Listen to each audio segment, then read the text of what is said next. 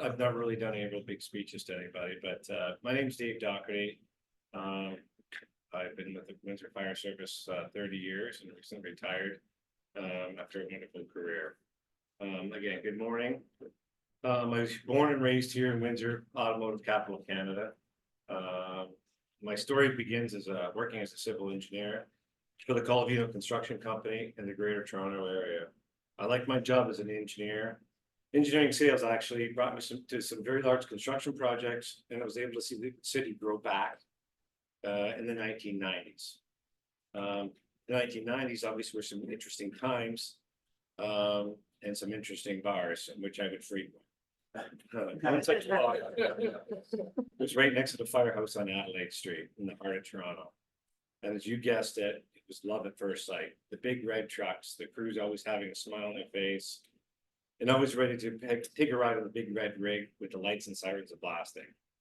The next day, I was determined to become a firefighter. My first call was to my father. No texts, no Snapchat, a phone call. My father's first response was, "You don't want to do that. It's dangerous."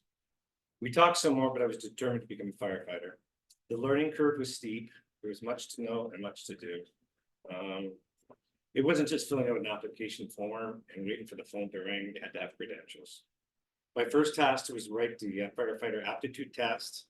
Then there was the physical fitness test, and then there was a psychological test. I applied from Windsor to Brockville, Toronto to pretty much Niagara Falls, 15 different cities and departments. And I was shortlisted with many, but it was the city of Windsor that called me first. Strange, as though I had not lived in the city since I went to Toronto to become an engineer 5 or 6 years ago. Coming back to my hometown was wonderful. I could see my old friends, live close to my family once again. I never forgot the day Ron, head from the Human Resources, called me and asked me if I would like the position of firefighter with the city of Windsor. I was dumbfounded. I thought, did he know the answer to that? Of course, I replied with a big yes. 5 weeks of recruit class, 11 men, 1 lady. We were all treated the same with respect, and everyone pulled their own weight. There were some tough days, but we worked together to solve the problems that we're faced with. Not knowing at the time that the real test was to see if we could work together as a team to solve the problem.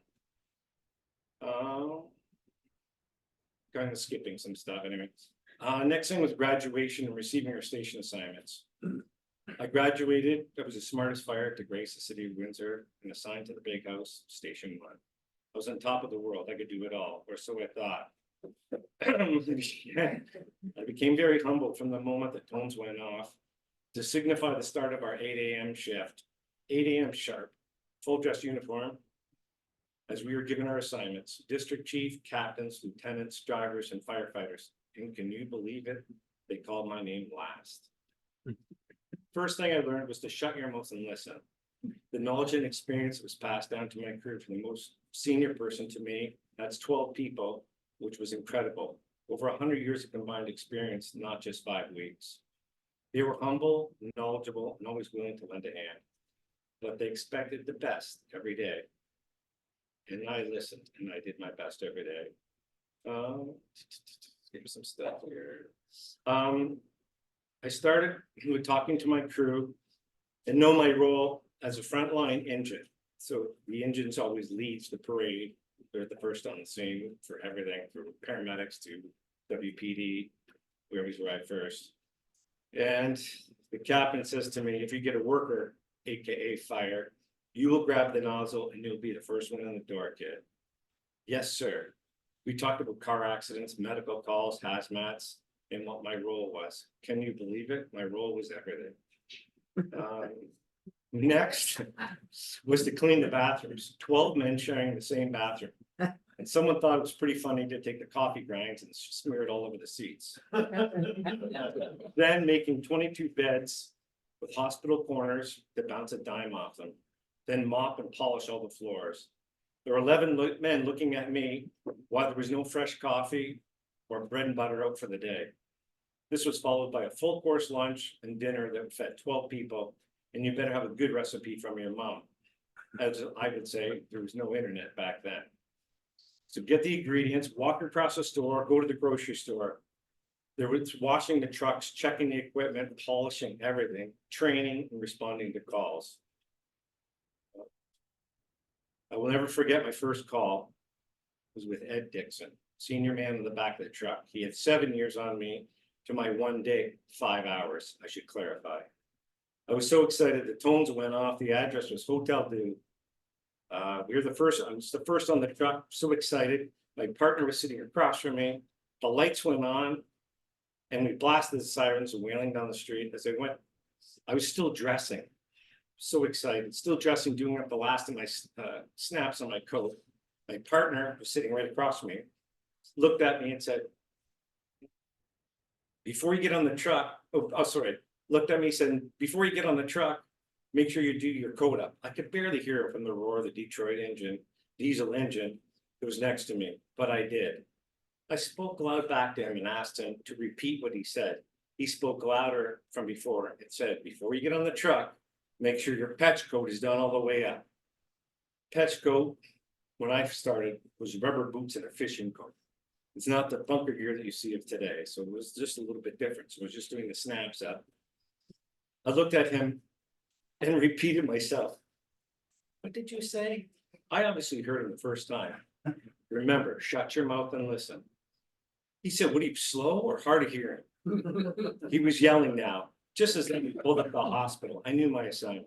The parking brake went on, the diesel engine went idle. Then I asked him, where's your coat? He was on the side of the truck where he'd left it. He said, oh shit. I said, I heard you the first time. I thought the question I was giving you would lead you up to finding out where your own coat was. After that call, turned out to be just a mental health patient had pulled the fire alarm. We had a good laugh. During the day, there was only one phone line into the firehouse. There was no cell phones. As you can imagine, the phone rang nonstop. The officer would yell, better pick that up on the second ring, and God for help you if someone beats you to the phone. My Captain Stroud said to me, you know, red ass, that's what we call the new firefighters. You know the phone is always for you. I replied, how do you know what's always for you? It's always for you, so pick it up. The big event at the firehouse was always dinner. First, make sure you got your mother's recipe correct. Dinner started off with the district chiefs, the captains, lieutenants, and the drivers. And then, can you believe it? I was last in the dinner lineup. Dinner was a big deal. We all sit according to rank, and the senior officers tell stories. What went on that day, there's a lot of teasing going on, but all in good faith. Over the years, we learned about how the fire service works, not just a job, but our community. It would start off with, we need volunteers to help. That would be me. There were many people in our community and our own families sometimes need help, and everyone always helped. And we'd be happy because we made a difference in people's lives, and we did. Dinner was followed by, you guessed it, doing all the dishes. And the rest of the crew, including the ranking officers, putting the condiments away, packing all the leftovers. And the fridge on Mondays was emptied and cleaned out. And guess what today was? Monday. After dinner, there was competition. Who's the best dart player? Ping pong, basketball. First day was amazing. At first, 4 false alarms, 1 car fire, 1 medical emergency.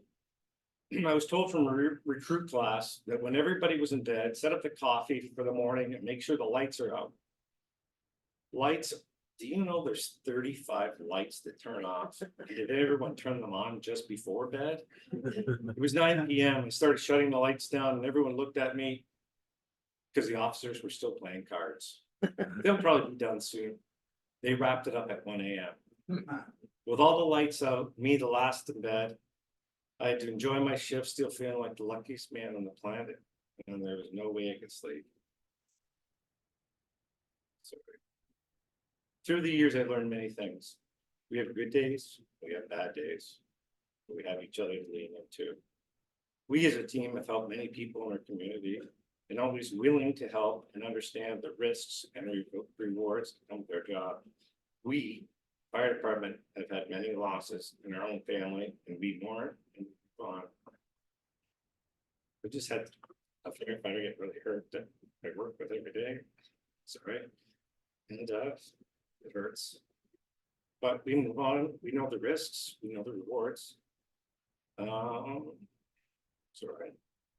Years have passed since the first day at the firehouse, but it always feels like my first day. I never had to set my alarm to go to work.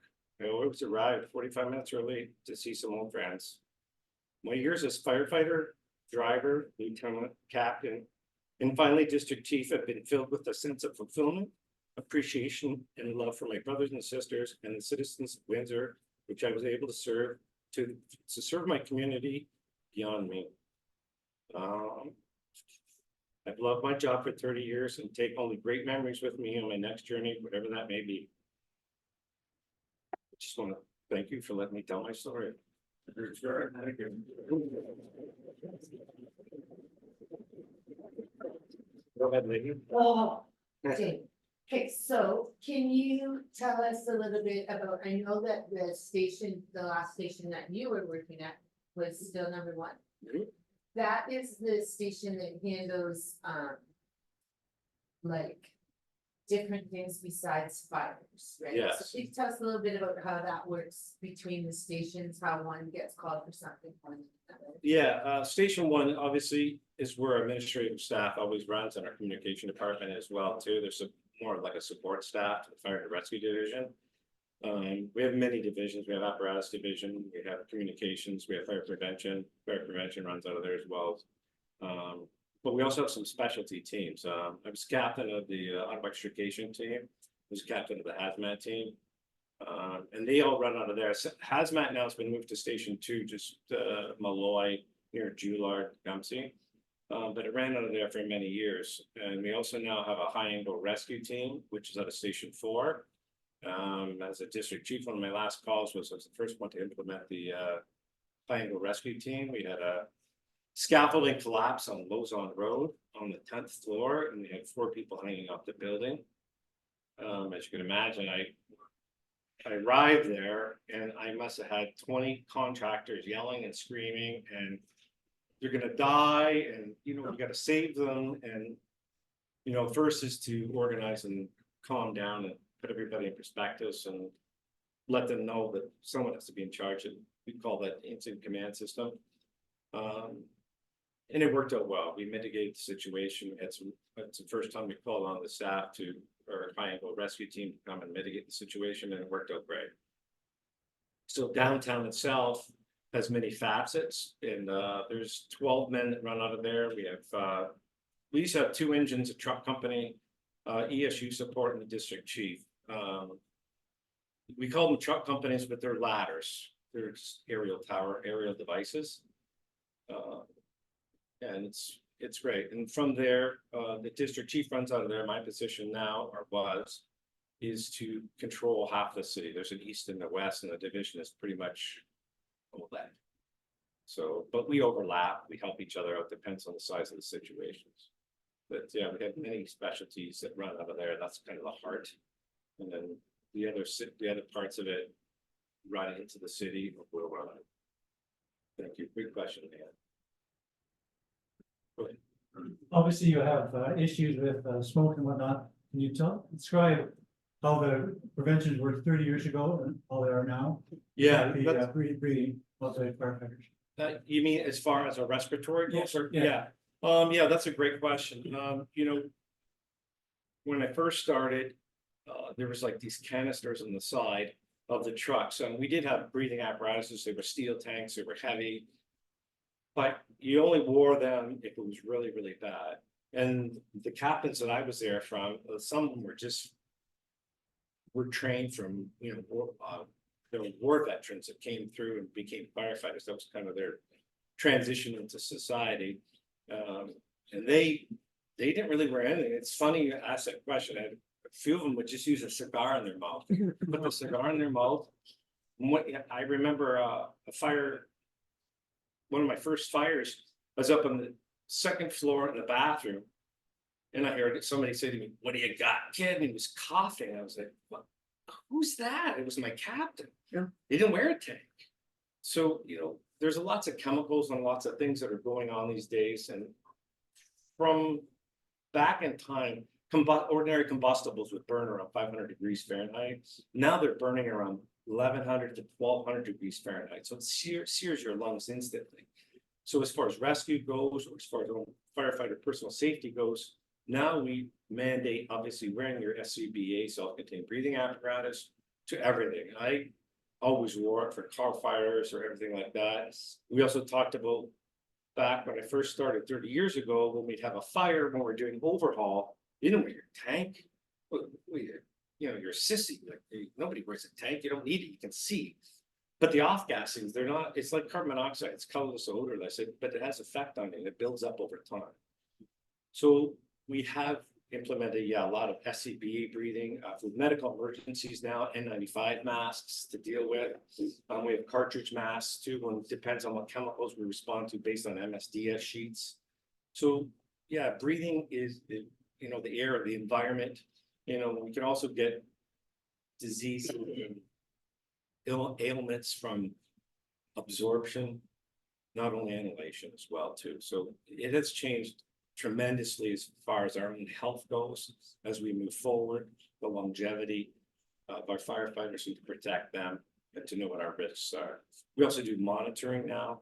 I'm part of a ramp clinic for cardiovascular health at the I forget, it's on Memorial and Howard there, the Cedar buildings. And I go see pardon me? The Heart Institute? Yeah, the Heart Institute. And so we go there and we're monitored regularly now to check to see if there's any, you know, pre-existing conditions, or if you have something, how are we going to monitor? How are we going to move forward with that? But that's a great question. Yeah, we've evolved. You also talk about the weight of the equipment you have to wear now? Yeah, Fitness. well, not me. The young, just kidding. We're also, the equipment itself. So we went from, when I started, it was fishing boots and a rubber coat. It was crazy. There was no protection. Now we have a bunker gear, but the bunker gear has some weight. It's about 25 pounds. And then it goes to a Nomex hood. Then you have an SCBA, which is about 45 pounds. And then the newer guys, every time we have a call, they have to carry the hose, they have to carry the axes, they have to carry extinguishers, they have to carry thermal imaging cameras. So all weighted up, they're probably carrying an extra 150 pounds. Now, on most buildings, 4 stories and less, we walk up. That's the way it is. Our SOPs just dictate that on high-rise buildings, we stop 2 floors below and we hike up the rest. To add to that, I got a quick little story. Is we had a fire at Royal Windsor Terrace, and our protocol is, again, stop 2 floors below. We'll walk up the 2 floors. That way we can see where the hose cabinets are. We can hook them and fight the fire. On this particular day, the relative humidity was different, and it's called an inversion. So what happens is, and this is one of the first studies that came out with NIFSTA, which is a governing body. I won't get into those details, but they did a study on it. So we got off 2 floors below. I couldn't see my hand in front of my face. And I kept thinking, we have 2 floors to go find this. Then you're in a building, like, where's this exits? Like, usually you could get out, you'd see where the exits and stuff were. So going up, there were some big challenges there as far as learning, carrying all that equipment, trying to navigate your way. There was no thermal imaging cameras. You know, those just came into play in the last 10, 15 years. And to be honest with you, part of all those equipment that we carry, it's heavy and everything. I've had a thermal imaging camera now for 10 years. I can't seem to get them to work because over 1,000 degrees, they go white. So the last, I don't know, 10 fires I've had, it's not good. It doesn't work. The technology's there, but the conditions have to be right. So you can imagine it's still back to basics, carrying all that in, doing a search and rescue with an axe or bringing a hose line in. Yeah, there's some real big physical demands on the firefighters as far as the equipment goes. The equipment's there, it's great, but there is another challenge as far as the weight and maneuverability of it. That's a good question. 2 questions. One, with the new bridge being built, what will be the area of expertise for both fire and police? And secondly, is in the event of either a boating accident or a car accident on the river, on the mouth of, like St. Clair, does Windsor Fire get involved? Okay, good. Yeah, good questions. The first question to answer that is we've done numerous, well, as of last year, Twice a year, we meet with the Bridge Authority. And we go over, and the Port Authority, and we go over with the Gordie Howe Bridge conglomerate. And they have their own safety protocols in place. So we have a central, just like you'd have in most buildings, a central place where we meet. So we bring the fire trucks, we bring the engines, and usually the truck companies, we bring our high-angle rescue team. And we go help mitigate the situation. With them, that's their area of expertise. So like with the salt mines, with NEMAC, a lot of those big companies, we respond and we don't know everything about the equipment, but they do. So they'll have a safety officer. We'll go there to help mitigate that situation and, you know, do the follow-up with the Ministry of Labor and those. But yeah, we did some training and, you know, we were concerned when they were building the towers. We have workers up there. We have a worker go down with a heart attack or, heaven forbid, broken arm, broken leg. How do we get him down? So we went through those and we definitely work as a team. WPD wouldn't do actually any of the rescues on that, but they would secure the scenes. Paramedics would be there once we brought them out or brought them to a safe staging area. So that's just a quick answer to that one. And as far as water rescue on the Detroit River or Lake St. Clair, as you know, we've had numerous drownings at Sandpoint Beach. And my whole career, we always have people passing away there. There's a huge undertow where the ships come in, it's dredged out really deep. It's almost, I think, 20, over 20 feet. So it goes from shallow to really deep. So what happens is the water current pulls things and pulls people down. And it's not a good situation. But City of Windsor, because of funding, only does land-based water rescue. So there's a gray area there. And we'll get into that in a second, because we'll do land-based, but we also have a lot of resources within us. We have the US Coast Guard, we have Border Patrol, we have WPD has a boat, and we do extensive training with them back and forth. So we'll meet at a place, usually at the city marina, and we'll jump up on the boat, bring them to land. But as far as the actual rescue out of the water, a lot of times it's a Coast Guard because they're patrolling the waters. Detroit has a fireboat and WPD has a fireboat. So it's kind of redundant in the city of Windsor's eyes to have that funding to do water rescue. I was always I'm a big boater. I was always in favor of doing water rescue with our own boats, but it was never in the budgets to do those kind of things. But, you know, it's better and just to extrapolate on that, you know, ours is all land-based. We're supposed to throw them a frisbee, which is like a frisbee, and they're supposed to grab it and pull it out. But, you know, as a captain, and I'm in Southwood Lakes and somebody's drowning, I would expect my guys to take all their gear off and go out there and save them. You know, that's a risk reward. And we deal with the politics and the policies and procedures later. As a firefighter too, we operate under a separate list. It's called Section 21 guidelines. So they're guidelines, they're not exact. And I guess if you could justify if someone gets saved, it's the best thing in the world. If somebody a firefighter got hurt doing it, Ministry of Labor is involved, and we'd have to justify why we did what we did. So that's it's kind of a two-part question. Thank you. I'm just wondering, you mentioned the equipment and the weight and all of that. Have the requirements changed for firefighters? Because when you used to think firefighters, you think young, strapping, big men who can carry people out of fires. Yeah, But they don't seem to be that way anymore because they're allowing more people into the department. yeah, that's a great question. There is a provincial standard, which is set forth. I don't know the governing body on it, but there's a set of requirements that they're required. There's a set of requirements as far as stair climbs and confined space and rescue. But you know, we've had some smaller individuals, male and female, but they've all passed the test and they pull their weight. I can't say that the equipment is heavier by far, yeah, but there's no special treatment. There's no, you're a smaller guy, and then you'd be surprised. Some of these little guys are pretty mighty, they're pretty strong. And looks can be deceiving. You know, I look and you're right, the old stereotypical image is 6'3" guy like this, and you know, he can bench press everything, but then he also burns up his oxygen pretty fast. So that's another thing. The joke is, how much air did you use, right? And the bigger guys, we gotta go out, my tank's going off. And I'm like, I still got half a tank. I started to shoot. What's the deal here, It's almost a sense of pride. Not that you don't want to breathe, it's just that, how efficient, your VO2 is working. But yeah, that's a great question. But the equipment has not got any lighter by any means. Actually, we used to use Scott packs, and they were aluminum packs. Now we have fiberglass wrap packs. They're made by MSA, and they're heavier. I don't know who picked that out or who spec'd that out, but it's heavier. But the equipment's safer. So I guess maybe there's that trade-off between the weight and the safety, and physical fitness is a big part of what we do.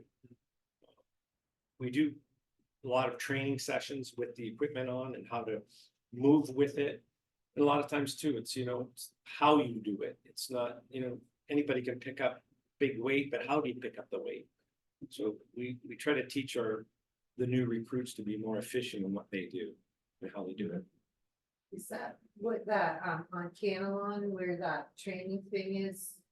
Said, Yes, Q drive. Q drive. Oh, Q drive, yes. Yeah, that's where. Yeah, that's the host tower training. That's part of the fire fitness challenge as well too, but we incorporate that with the new recruits to see how they handle stairs and handle the packs and handle the equipment and get comfortable with it. To your point as well too is, the more the repetitive helps.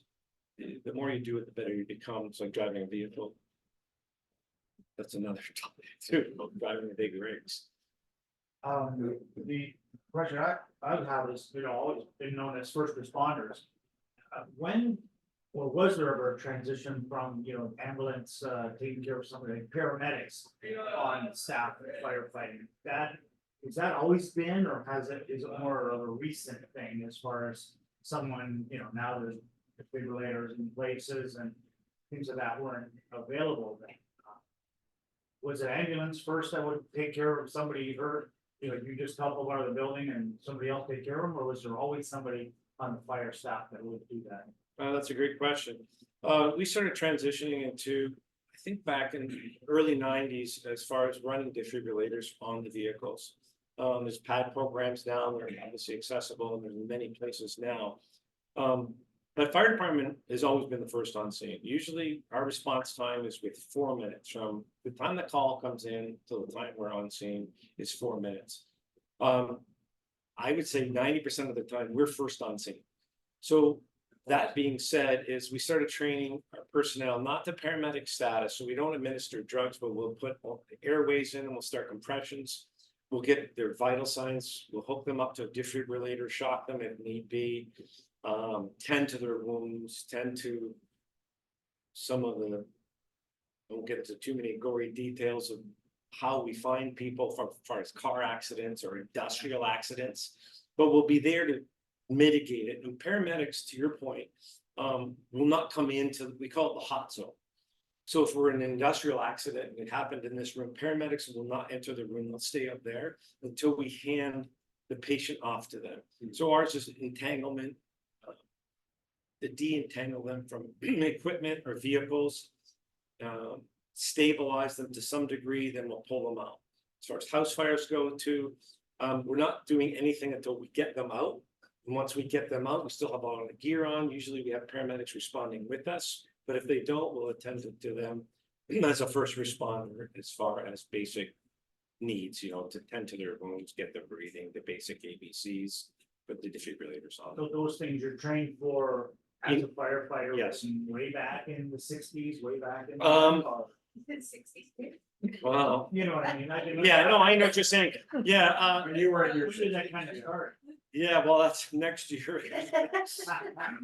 But it started back from, as far as I can remember, we've always been trained to always put the airways in. I remember we had this box of airways and you pretty much, you weren't allowed to touch them. And I was like, well, are we supposed to, learn about them and put them in? Unless we absolutely need them, but it was the old mentality, but it was always there. But yes, as far as pushing IVs or pushing drugs, No. that's a provincial thing. So the province handles paramedics and they have their own dispatch, so it's almost a money issue. The fire department, we don't have paramedics on our vehicles like the Americans do. Americans run in tandem, they run paramedics and fire under the same house. We don't, because it's provincial, they're separate entities, they're separate houses. So you just do CPR, so back then. CPR, and we'll hook up a defibrillator and shock them to get a rhythm back. Go ahead. Yeah, very quick comment. First of all, I want to thank you for your service and I want to thank you for your talk. It's very fascinating. Thank you. Are they a little easier on the rookies today than they were when you got? You know, it's a funny question. As a district, you know, when I started, I digress. When I was 15, I started Colville Construction. And please excuse my language here, but they always called me the Mungie Cake. And so I always called them Dagos. And I was like, oh yeah, here we go. And every day it was like, come on, let's go, let's go, let's go. You know, from 7 in the morning, I was 15, 16 years old, working at Colville Construction. And they'd be on me nonstop. And I was like, well, okay, you know, I get it. And then, you know, as you went your way, then the Portuguese came, and then the Italians like, well, the Portuguese are no good, but they were the hard workers. They were the hardest workers that went there. So when I got to the firehouse, you know, I was 24, 25 years old. I'd already spent 10 years with Italians yelling at me nonstop. So I was talking. That's a good one. But you know, the great thing about that was even back then when I worked at Colville Construction, when it came lunchtime, we all sat on the same bench and they were offering me their prosciutto sandwiches or their bocconcinis and a little bit of wine that we knew about, but it wasn't excessive. It was, we all shared that commonality. And we, you know, that transferred over to the fire department. But to answer your question about today's new guys, the new kids there's 80% of them are amazing. And a lot of them come from farming background, construction, but had real tough jobs that had to work hard. And then we have the other percentage now that come and, you know, for example, I had a lady from Human Resources call me the other day and said, I said, how are things going with the new recruit? She says, well, it's funny you asked, Dave. She said, I received 2 phone calls this week. I said, what's that for? She said, well, one of the new kids called me directly, didn't talk to, you know, we were taught to go through your senior man, through your lieutenant, your captain, your district chief, and then go up. Called Human Resources at the city of Windsor. Fire department is a branch of the city of Windsor, and said, why do I have to put the flag up every day? And I just listened. And she said, I had another one call me and say, why do I have to clean the bathrooms every day? And I said, what was your response? And she said, because that's your job. That's your job. There's no ands, ifs, or buts about it. I had another guy, it's time to cut the grass. It's Fridays. Well, I can't cut the grass. Why? Well, I've never, 26 years old. I've never cut the grass before. Well, that doesn't go over well. With a bunch of old, crusty men, and we don't put up with that. We're not your mom. We're not your babysitter. Figure it out. Go online or TikTok it or YouTube it and figure it out. You know, we don't put up with that. There's no sense of that. You know, I give credit to the guys I work with, and I think we hold that tradition. That's a great question. Thank you. Hold that tradition because this younger generation coming up, I feel not to bash on them, but I feel they have this sense of entitlement.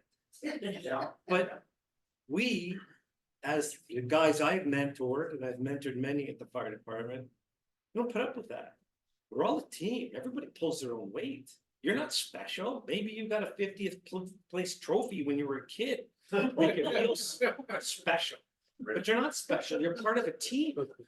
And you're only as good as your weakest link. And you're going to be the weakest link. And we don't want that. So it's going to be a little bit of hard knocks. They don't like it at times. And the teasing that goes on with it. You know, but your mom going to come here and do your job for you too.